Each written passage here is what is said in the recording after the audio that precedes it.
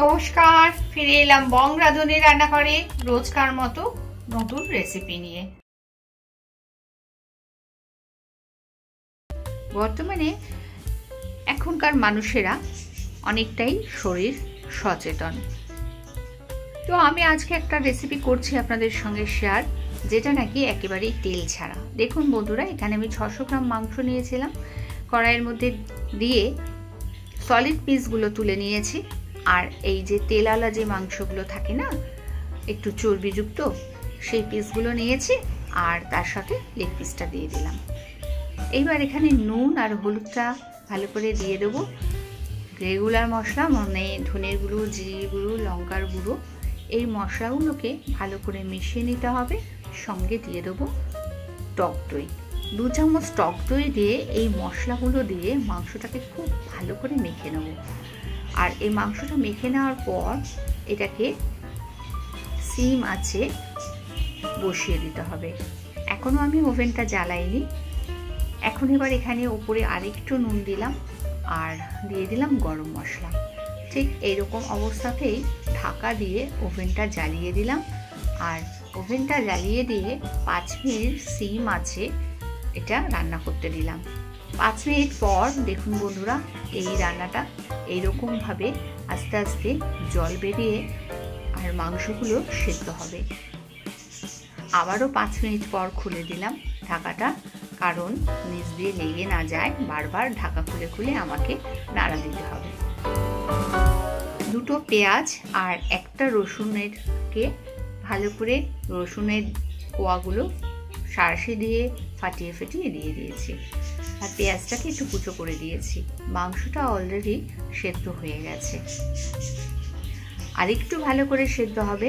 আর মাংসের মধ্যে যাতে মশলাটা ঠিক মতো যায়, তার জন্য বারবার করে নাড়াচাড়া করে দিচ্ছি, যাতে নিচ থেকে লেগে না যায়। দেখুন বন্ধুরা, এখন এইবার এখানে কতটাই মাংসর থেকে জল বেরিয়েছে। আর এই সময় এখানে উপর থেকে স্লাইস করা টমেটো আর এই ক্যাপসিকাম দিয়ে দিলাম। ক্যাপসিকামগুলো দিয়ে ভালো করে ঢাকা দিয়ে দেবো আবারও মিনিট 3-এর জন্য। রান্নাটা হচ্ছে এরকমভাবে ঢাকা খুলে খুলে বারবার করে নাড়া দিয়ে দিয়েছি।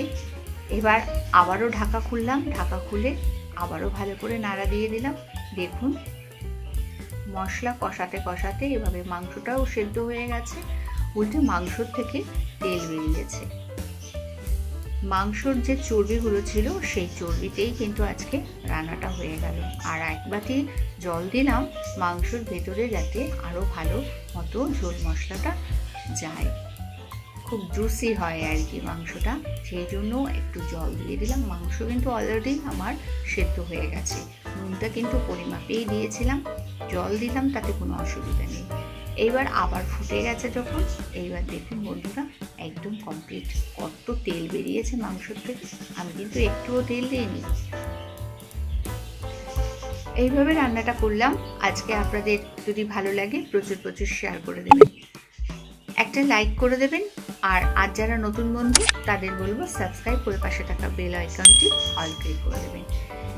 এরকম ধরনের রেসিপি প্রত্যেক দিন নোটিফিকেশনটা সবার প্রথম আপনার কাছে পৌঁছাবে।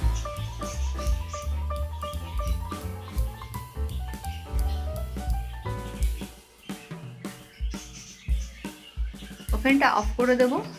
আর বন্ধুরা, ওভেন অফ করার আগে উপর থেকে আবারও 1 চামচ গরম মশলা দিয়ে দিলাম। চিকেন মশলা আর গরম মশলা মিশিয়ে আমি একটা মশলা তৈরি করি, সেই মশলাটাই আমি এখানে ব্যবহার করছি। চিকেন মশলা পাওয়া যায় একটা আলাদা, সেই চিকেন মশলাটার সঙ্গে গরম মশলাটা মিশিয়ে নিয়েছিলাম। গরম ভাতের সঙ্গে আমি পরিবেশন করছি, এটা রুটির সাথেও খাওয়া যেতে পারে। আজ এই পর্যন্ত, ফিরে আসছি পরবর্তী ভিডিও নিয়ে। পরবর্তী সময় সঙ্গে থাকার জন্য ধন্যবাদ।